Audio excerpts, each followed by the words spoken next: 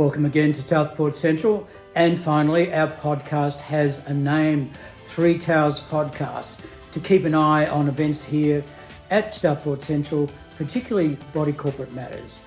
Unfortunately, my co-host John Butler can't be here today, so I'm doing this solo. This last week was a momentous week because it was the AGM, and it fell on, would you believe, Halloween. Normally, AGMs at Southport Central are placid affairs. They go for about 4 or 5 minutes, end, and everyone leaves. This was very different this year. For once, there was some friction with owners venting their anger and frustration. We are owners here. We don't need you now. And then they don't publish any finances, and so we don't know how money is spent. I don't get paid to work for anyone. I do this as a voluntary. No alpha. No alpha.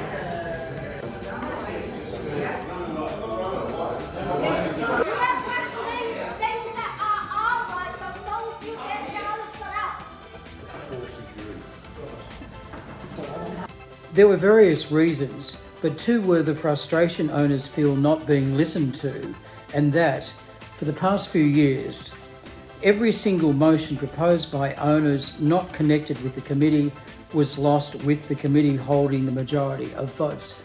They just simply were against any owner motions. One owner put this succinctly when the meeting ended. Mr. Chairman, I'd like to, as an owner who's owned for 14 years, and this is the first time I've been here, I'd like to ask you a couple of questions, please. The first one concerns owners' motions. Owners put up motions that generally around habitability, livability or safety improvements to this facility. Yet universally the committee recommends to other owners that they vote against those motions. I'd like to ask you why. He never got a direct answer. Instead, the chairman homed in on one motion about traffic calming, revealing that when they previously tried it, it cracked the building. A disturbing reveal if you happen to live in high-rise. And they were removed, as Brian will tell you, because they were vibration from cars were cracking the building.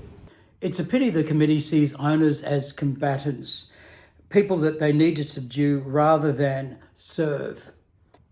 Let's take a look at these owner motions that didn't make it at the AGM. Number 10, the relocation of the inspection room. 71 yes votes, 109 no votes, 9 abstain, and the motion is defeated. Previously, owners could inspect documents in one of our meeting rooms, but now they have to go 6 floors underground to basement car park 6 to a tiny small storeroom where there's no ventilation and where there's a lot of dust and exhaust fumes. I have a car down there and I can tell you I need to wash it every few weeks because of all the dust and grime that builds up on it in an underground car park. That is not satisfactory from a health and safety perspective. Further, of course, it discourages people looking at body corporate records. Motion 11, the gardens, professional advice. 58 yes votes, 118 no votes, 13 abstain, and the motion is defeated. The appointment of a returning officer, motion 12. 59 yes votes, 121 no votes, 9 abstain, and the motion is defeated. Solar power and battery, viability assessment. 67 yes votes, 116 no votes, 6 abstain, and the motion is defeated. We used to be able to view our accounts on the community portal. That access is now being rescinded and we're left in the dark as to how our money are being spent. Motion 14, the general ledger. 74 yes votes, 108 no votes, 7 abstain, and the motion is defeated. The committee approved electronic voting way back in 2017, but a few years later rescinded this and we have to revert to manual methods of voting. A lot of owners, however, have difficulty scanning documents and don't necessarily have printers, and as a result of this, most of the owners at this complex never vote. Only roughly a quarter of people vote, and just over half of that quarter support the current committee.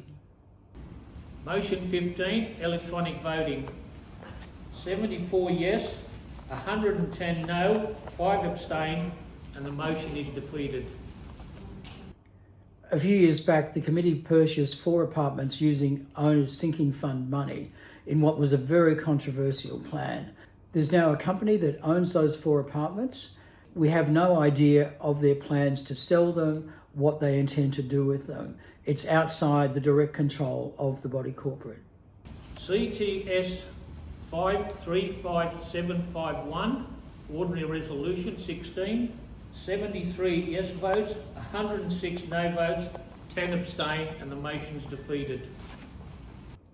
When you're in a building that spends in the $1 million range for insurance, for cover which is in the $1 billion range, there's a real incentive to go and check for good competitive rates among all the different insurers and between different insurers' brokers.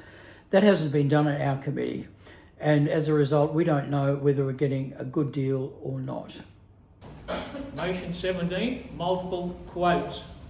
81 yes votes, 100 no votes, 8 abstained, and the motion's defeated. A sinking fund forecast is a document that shows what our maintenance needs are longer term and how much levies we have to raise in the interim to meet those needs. It's a way of knowing that you've got the money there when you need it. The last one of those done at Southport Central was in 2018. That's already 6-7 years ago, and it's way out of date given we've had a pandemic in the meantime. We've had, as a result of that, huge increases in material costs, in labour costs. Our costings are way out of whack. At the meeting, our body corporate manager got up and acknowledged that the current sinking fund report was one that was done way back in 2018. She also suggested that it may remain current for a whole 15 years. But the current sinking fund goes for 15 years, from 2010. That means that we'll be using estimates done in 2018 to look at how our accounts should be structured in 2033. That's after the Brisbane Olympics. That's incredible, and those figures are going to be meaningless. Motion 18, the sinking fund forecast. 71 yes votes, 110 no votes, 8 abstained, and the motion is defeated. We have a large recreational area on level 3 at Southport Central with several swimming pools. So it makes sense that we do slip tests to ensure that our owners and their guests are not going to be injured, and importantly, we're not going to be subject to any big payouts if there are injuries. But even that was knocked back. Slip test across the pool deck. 59 yes votes, 119 no votes, 10 abstain. The motion's defeated. The 4 apartments that the body corporate supposedly owns is actually owned by a company whose sole director is the chairman of the body corporate. There's been concern about the accounting that's been used by that company. One of them is the duplicate charges for management fees. We pay management fees to a rental agency, but there's also a separate management fees in tens of thousands of dollars that is put on the books for that company. That was brought up by one of the owners at the meeting. At least 60 grand in interest a year. Instead, we pay 90 grand in management fee on top of management fee, and we made a loss of $35 out of $1.4 million that belong to us. However, a motion seeking an explanation for this extra management fee was rejected. management services to CTS 35751 Investment Proprietary Limited. 79 yes, 104 no, 5 abstain, and the motion is defeated. Even a motion on banning smoking from common areas didn't get up. 22 Smoking Prohibition Bylaws. 66 yes, 116 no votes, and 6 abstained, and the motion's defeated.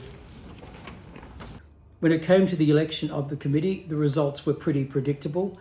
John Beervold was returned as chairman with 117 votes, defeating Jimmy Gia on 62 votes. Isabella Aiden, 64.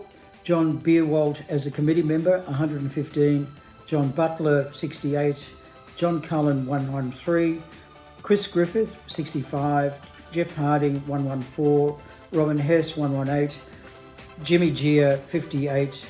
Jonathan Munro, 119. And Wayne Thompson, 116. So pretty much the status quo was re-elected to the committee. As far as committee motions go, we're seeing levies rise considerably in the new year. Admin levies will be up by 37%, sinking fund levies 61%, before dropping back a bit in July to 20% and 42% respectively. We also got an indication of how much our big three towers are worth. Our insurance premium is $1.288 million and the value we're insured to is $1.074 billion. So this is a $1 billion complex now. Finally, we had the job of electing a new body corporate manager, and we went with the old body corporate manager for the next 3 years. That's CMG. A number of owners wanted a bigger company to manage this complex. SMG was the alternative, Strata Management Group.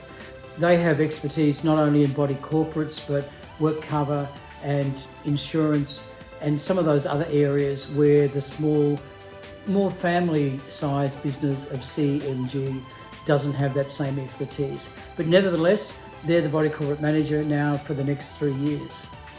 In all, it was good to see owners speak their mind more than they had in the past, and it was good, therefore, for the committee to realise that they need to address some of these issues because there is a level of unhappiness there at the moment. Nevertheless, despite all these issues, Southport Central Residential is a really good complex to live in. There's lots of facilities and lots of great people. This is Chris Griffith.